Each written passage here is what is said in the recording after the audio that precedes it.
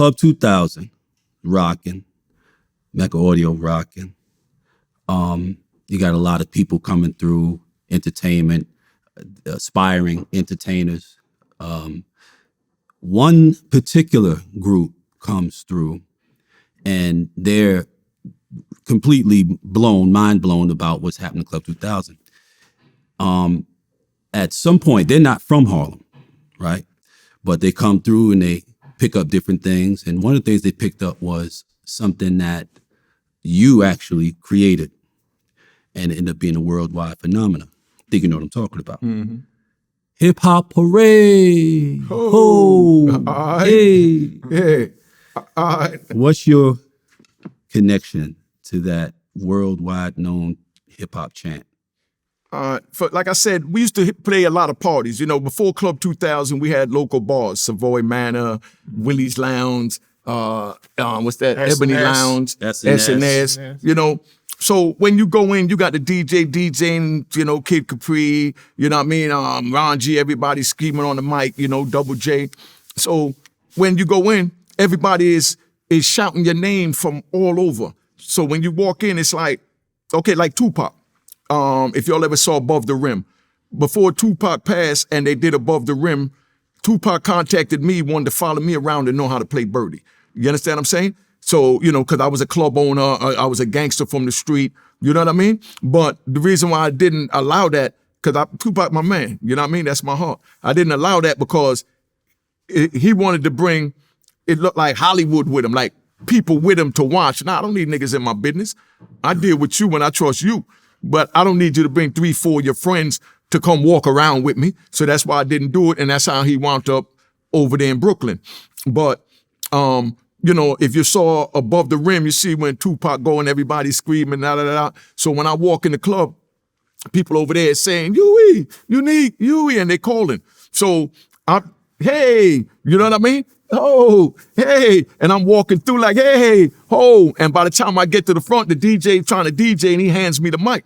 So when he's holding the mic by my mouth, I'm going, hey, ho, hey, and it's, you know, and now the crowd start yelling it, you know what I mean? And that's where it came from. So then when we go up to Club 2000 now, you know what I mean? And we in there, I had my cousin DJ Cox, he put in the SP 1200, where we went up in the Mecca Audio upstairs in the studio, and he's yelling, he got me yelling, hey, and then he had me yelling, ho, and we put it in the sample. So when we in Club 2000, we started hitting the button. One of the samples said, hey, hit another button and said, ho. So every time everybody heard hey, they started yelling back ho because we followed it with the SP 1200 drum machine, and that's how it became famous. So now we go to Bismarck, and rest in peace to Bismarck. You know, that's my brother. Yes. You know what I mean? Bismarck was our first DJs, one of our first DJs, him and Lovebug. Rest in peace to him too. You know what I mean? And Star Child. Yeah. Those was our first DJs. So when we go up in the club, when we up in the joint, and, you know, they playing the music, and we got everybody yelling, hey, ho. I said to Biz, I said, man, you in the music. You know what I mean? Help me put this record out. You know what I mean? So I go to him and I ask him to help me put the record out, and he take me out to Jersey to one of his people's house in Jersey, and we're supposed to be putting the music together. You know what I mean? But he ran out of beats, you know what I mean? That he needed something creative he wanted to put in it. And of course, big shout out to Pete Rock. At the time, Pete Rock was living with his grandmother up there in Mount Vernon when C.O. Smooth and what's his partner name? C.O. Smooth, the one that made C.O. Smooth. I know C.O. Smooth. I forgot. Yeah, the Reminisce kid. You know what I mean? No disrespect to him when I said that, but you know what I mean? But the Reminisce dude, cause that's how we say New York kid. Mm-hmm. But the Reminisce dude, we go up there to Mount Vernon where they was at. They had the little, I think it was the 4th Street Rucker Park or whatever, and we go to his house to go get the music, but his grandmother's basement was flooded. So we had to walk on planks, and Pete Rock, remember when I came up there? I'm sure you remember this if you don't remember me, because it's the first time I met him. So we roll over there, and Bismarck went up in there to hear the different music that he had, you know what I mean, to pick the beat. But I leave the joint with him, with Biz, but I drove my Honda Accord out there, my little download joint, because we drove out someplace in Elizabeth. So we go see one of his people, DJ out in Elizabeth, and we go out there and we lay the music with him and got everything done. And then while I was in Mount Vernon, I ain't want to go all the way back to get no little Honda Accord. You know what I mean? I got Mercedes and everything else in the garage, even though I hate Mercedes. But I got my BMWs and Zs and everything else. So I left it out there and told Biz, I'm going to come get it. So he dropped me off in Harlem. You know what I mean? And, I don't even remember how the car got back to New York, but a week later, I'm in Mecca Audio, and they had the box was on, the one where you call in and tell the songs you hear. And then we see Tretch and them on stage talking about, hey, oh, you know what I mean? And I'm like, oh, that's our joint. So now everybody done got heated, you know what I mean? Because they done made a song with our joint, and our people, Harlem, knew we was making it. Right. You understand what I'm saying? Right. So, a lot of things went on after that. I'm not going to get into it right here, but I want to say big shout out to Tretch. I hollered at Tretch since I've been home. You know what I mean? I talked to him about it, and we was working something out as far as the deal with it, amicable, and then, I don't know, people got in his ear, whatever, because they felt they copyrighted, but, they might have physically copyrighted through the copyright office, because at the time I'm dealing with the street. You understand what I'm saying? So, but I got the actual SP 1200 that I'm telling you, we got the hey, the ho, it's all dated. You understand what I'm saying? I got the video and the cassette with me in Willie's Lounge, Ebony Lounge, all of this from in 1990 when that came out in 1992. You understand what I'm saying? I got the mixtapes from 90 before that came out in 1992. So I got more than enough, to support it. I talked to Tretch like a man. We sat down over in Edgewater, me, him, and my man Mo Grime, and we had a beautiful conversation. And he said he was going to look into it, that they heard it off the street, but he don't remember where they got it from. You understand what I'm saying? And you know what I mean? And they put it out. But if he talked to somebody reputable like Ralph McDaniel, Leland Robinson, somebody that he knew, and they stamp it, that he was going to make sure that I get compensated. You understand what I'm saying? And get my name on the copyrights. And that's where we was at last. You understand what I'm saying? But, then, one of the homies, I ain't going to say his name, called and told me that that Tretch said that he got legal paper that I was suing him. Nah, my brother, I ain't put on no legal papers on Tretch. I got everything that I just told you, to support where I'm at. But when I talked to Tretch, we was working it out. What I know of him and what my peoples that know of him know is that he's a man of honor and he's a man of his word. And I ain't got him letting no dollar come between him disrespecting his word, talk about he fighting over something that he know wasn't his. And he even said it wasn't his.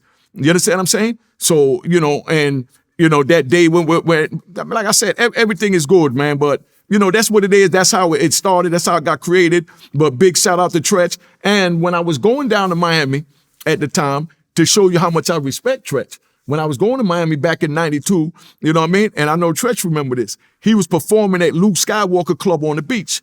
You know what I mean? The joint on 5th Street, right when you go over the bridge, because they used to steal the cars and, the police closed the bridge off, raised the bridge so that, you couldn't get back to Liberty City. So you Miami people know what I'm talking about. But, Tretch was in there performing at 5th Street, on 5th Street at Lou Skywalker Club. And I sat there. I don't know if I was drunk, if I was high, I don't know what it was. But when he was rapping, it was like he was elevating off the floor. You understand what I'm saying? I mean, he was like God on the mic. You know what I mean? Just giving the props. But just to say, like I said, I give props where it's due. I'm not even mad at the nigga that told on me. Let me say that. And I don't wish prison on the nigga that told on me. You know what I mean? But I'm letting you know that, I give props where it's due. But when I saw Tretch rapping on the mic, man, it was like heavenly. You understand? And I was honored. And I was honored that he even did the song. But I was locked up, couldn't get in touch with him the same way when I did the I-Ight. I hollered at Dougie with Dougie Fresh. Before I went to jail, we talked, and he was going to call Doug. Exactly. He was going to sign it over to me, and I told him, nah, the Fed's on my ass. When I contact you, you could go ahead and use it on the song. You know what I mean? And he gave me 25% to use it on the song. You know what I mean? Dougie gave me 25% to use it on the song that he put out. All right. But I let him know then that I'm not selling it to you. I'm just allowing you to use it. Licensing. You know what I'm saying? And, I got my own version I'm putting out. But right now, the Fed's coming at me. So when I get everything calm and straightened out, I'm going to holler at you, and then you can sign it over to me. And Dougie honored his word. You know what I mean? Because every person in the music industry is not an industry person. That's right. You understand what I'm saying? Because a lot of them was in the street people before that. Mm-hmm. So they don't let the industry tell them how to, conduct yourself as a man and honor their word. That's right. You understand what I'm saying? So, I mean, if you were a thread, you would be woven into the fabric of the culture at a pivotal point, not just from the contributions that you actually made to the culture in terms of certain behaviors, those chants that reverberate from then till now, still being used in all kinds of music, but your behavior, the way you did things with the things you had, your clothes, you had a clothing line. Like I said, back then. Yeah, I had to But make nobody audio. think about making no clothes. People thought that was strictly something that only other people that weren't black could do. Big shout out to D Ferg. That's who used to make the silk screen. D Ferg is the one who used to make my silk screen. That's Right. ASAP Ferg, father. You know what I mean? The whole nine. You understand what I'm saying? But like I said, I still have all the designs from then. Everything I'm telling you, you know what I mean? I had preserved when I went to jail. Just like, the SP 1200, the Dats with the AOI, you know what I mean? The Dats with the Hip Hop Hooray, like I said, I didn't write the song Hip Hop Hooray. Let me say that, get that straight. No one's saying that. Tretch, like I said, and I just gave him his props as a god when it come with that pen. You understand? But the hey, ho, which was the main hook, I created that. Harlem know it, the streets know it, just like you sitting there, Cavario. You know where all that came from. Ralph McDaniel done said it, everybody know what it is. Red Alert, everything pivoted from what I was doing in Club 2000 at Mecca Audio. You know what I mean? And that's what took over the street. Yeah. You were a thread that was weaved into the very fabric of the culture at a point where it was becoming a foundation for what it is today, the international phenomena that it is today, and it's imperative that people be made aware of that, because there are a lot of people who are from the kind of environments we're from who don't know that they can make a great contribution, a great and timeless contribution to something, as widespread as this culture is, because they figure, well, I'm just some poor kid from nowhere, from the projects, from the hood, whatever. So, I can't do anything significant until I become significant. But what they need to know, and your story is a example of it, you do what you do, and those things you do, they contribute to what becomes your significance, your significant contribution that makes you the person that is someone to be respected and revered. Great things come from humble beginnings. There are very few beginnings that are as humble as yours that led to the level of what we consider to be greatness in that environment. That's the bottom line. Illicit, illegal, dangerous, whatever, but we had a standard, and you met and exceeded that standard. You established that standard for a lot of people during that era that were growing up, people who were born in 80 and in the 80s. They had an opportunity to be influenced by people whom you influenced, if not you. You, based upon what I know that you did, and the fact that I have such insight into what most people who made a mark did, you are the king of the New Jack Hustler era. A lot of people have no idea. They know Mecca Audio, they know Club 2000, they know you was in the streets, they know the cars were over the top, you know what I mean? But they do not know how significant your situation was. You were making a lot of fucking money, and I don't know of anyone who was of that era, of our era, that New Jack era in New York, in Harlem, who was getting to it like that. When your indictment finally came down, it was 93, right? You were indicted by the federal government, right? On in 1994, right? Yeah, December 10th, 1994. Right. So the federal prosecutor said that you led an 11-man, one-woman operation that carted large amounts of cocaine, crack cocaine, and marijuana from New York City to Hampton Roads, from which it was distributed to locations as far south as Charlotte, North Carolina. It's a 22-count indictment in December 1993, followed by an 18-month investigation by the DEA and the Internal Revenue Service and the Hampton Newport News Police. When it all came down to it, your business, your operation had generated upwards of $500 million, like $486 million, right? Now, this indictment happened in 93. You'd gotten out from the first lifetime you'd been given. How many years before? 7. I had a good 7-year run. 7-year run. Okay. Yeah.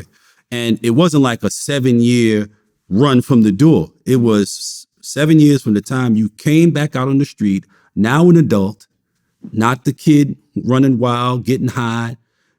In fact, you weren't even Mike anymore. See, you were young Mike then. Yeah. You came home, you were unique. I want to get to the fact that when you were doing what you were doing at the level that you were doing it, you were far exceeding what most people in our age group were doing anywhere. It's the truth. And very few people know that better than me because very few people have read as many cases as I've read. Never looked at it that way. Like I said back then, man, we didn't watch each other's money. You know what I mean? Kevin, Peter, Shoe, you know what I mean? Lynch Mob, every, D Nice out of Brooklyn, Buck, you know what I mean? With L and Wolf and them. I mean, everybody was getting money and everybody was flossing. So I didn't care how many cars the next man brought. I just cared about how many I wanted to buy. Like I said, man, look how I'm dressed. Let's say I'm dressed like this right now. I want to go hang out. Like, man, I feel like I'm in a struggle gig. Let me go get a Land Rover. You know what I mean? I go to the dealer to go get a Land Rover to match my outfit.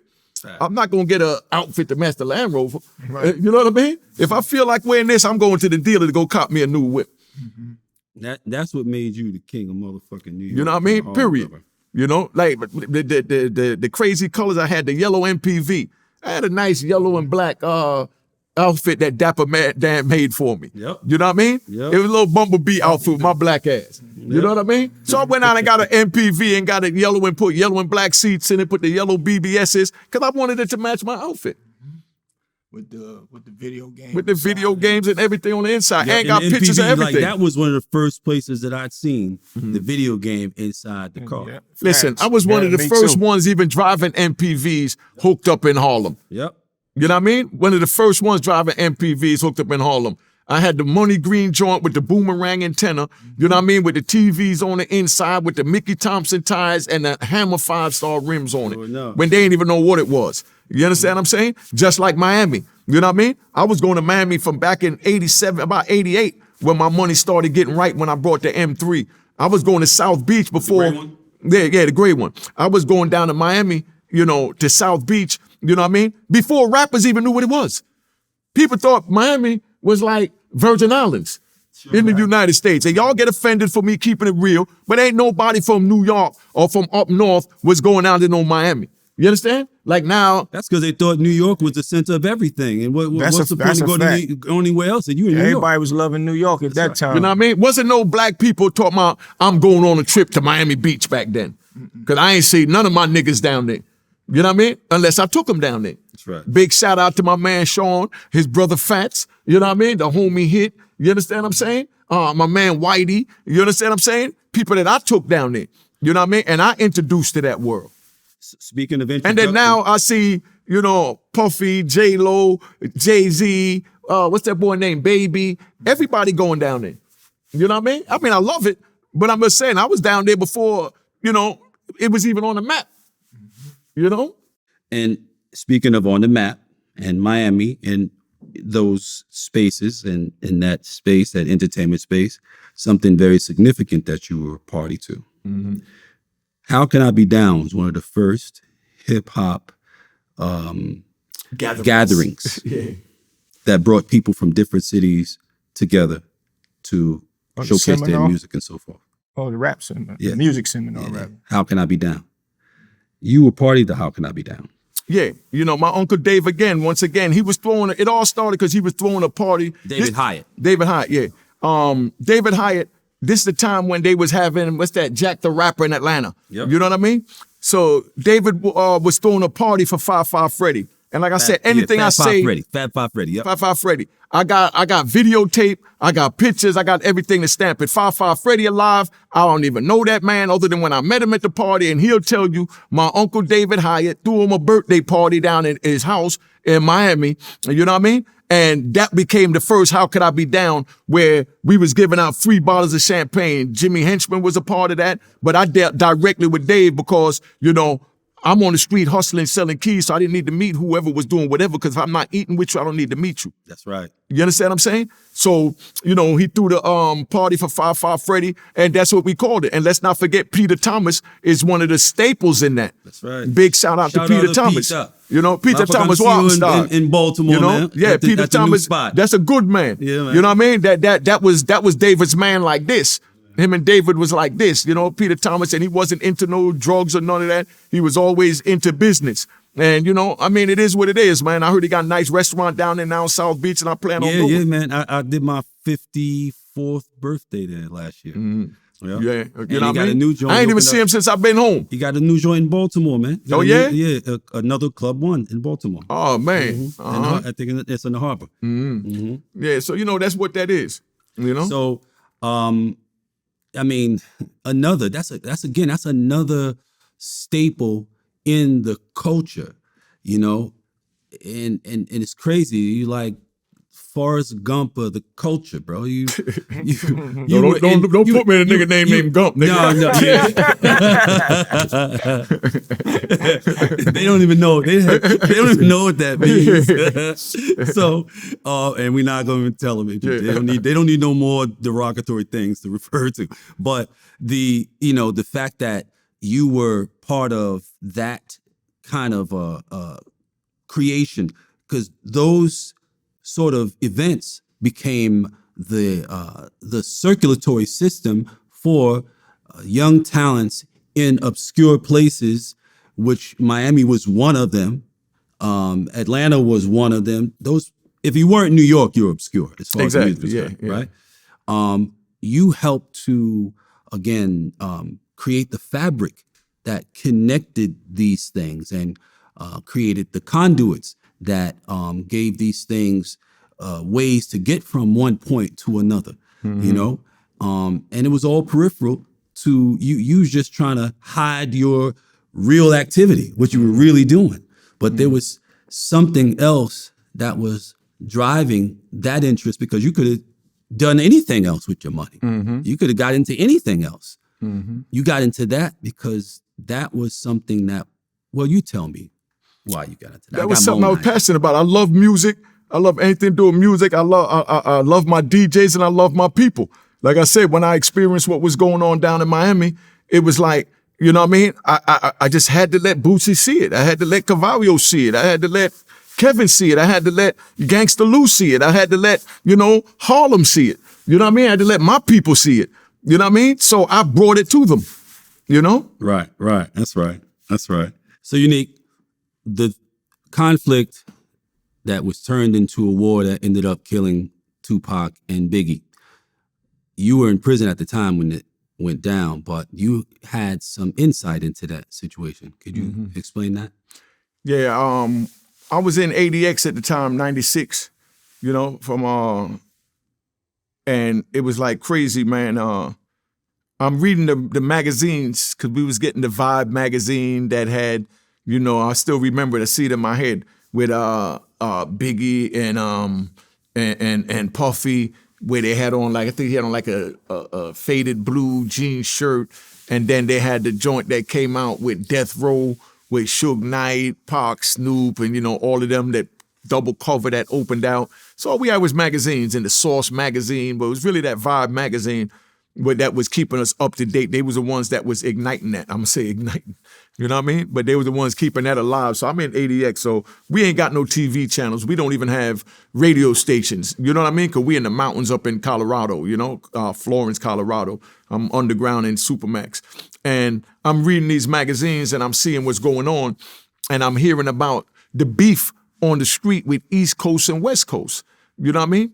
And right before I got locked up, my man Gadget Mike, big shout out to Matt Gadget Mike and Big D. Mikey. Yeah, Big D from Queens. You know what I mean? Big D must have threw a party in Trafalgar Square and brought Snoop up there. This was in 94, when I was still going to trial and dealing with Shout that. out, big brother. And so I'm thinking that New York and, California starting to bridge. It was my interpretation, but I'm reading about this war going on and the little bit that we catching on the local news or whatever. But it's really that Vibe magazine that was pushing that it was a war. And it's crazy because when I left it, I didn't know anything about no gangs on the streets in New York.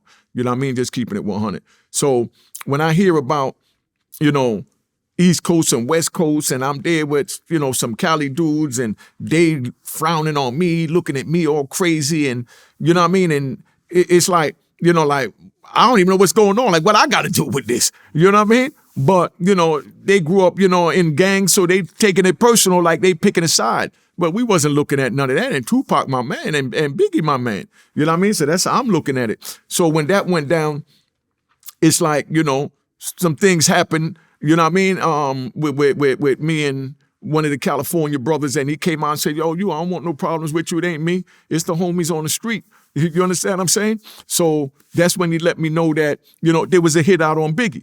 You know what I mean? That his people told me there was a hit on Biggie. So whatever it was. So now I was cool with a CO in there. So I get the phone and I made a 3-way call, which I wasn't allowed to because I could have lost my phone and got started over in the whole program behind that. But I get on the phone and I call this girl and I tell her to call Gene because I know she was in touch with Gene and I know Gene is reputable, Big Gene, and he gonna get the word out there. So I told, I just called and said, yo, tell him to vest up. You know what I mean? Mm-hmm. So that he know what time it is. You know what I mean? Ain't no whole bunch to say, tell him to vest up. Don't go to Cali, nigga. It's on, They done turned it to another level, I've gotten phone calls. I got a phone call from Unique from Mecca Audio, right? And Unique from Mecca Audio say, yo, vest up. Those guys is coming to get y'all. I tell Chaz, the day of the party, I spoke to Chaz. He said, yeah, it's going to be some street shit, bruh. I'm letting you know that. So, I hung up the phone and that was it. I shot the word out there as far as what was going on. What happened after the word went out, I don't know what happened after the word went out. You know what I mean? Then I heard all this about Puffy had something to do with it. I don't believe none of that. Like I said, I know Puffy is a straight man.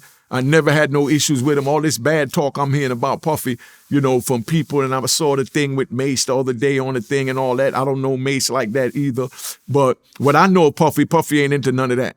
You understand what I'm saying? He always been 100 with me. Like I said, he gave my kid's mother's job and my brother that past mother a job, would send money, would send, pictures and would make sure I was all right. So it was only right when I heard something like that for me to let him know as a man, and I jeopardized everything, you know what I mean? By making that phone call, you know what I mean? But I had to make that phone call. That was my duty. You know what I mean? As a man, when I hear that the comrades, you know what I mean, life could be in danger. You know what I mean? And, that's where that's at, man. But, that's all I really want to say about that at this time. But, man, rest in peace to Biggie, man. I just wish that, everybody would have moved differently. But, but like I said, it is what it is. I sent the word out. What they did with the word, that's out of my control, man. So I don't know what happened after that. You know what I mean? No, you know what happened after that. Yeah. No, I'm saying out there what happened after that. I know what you mean.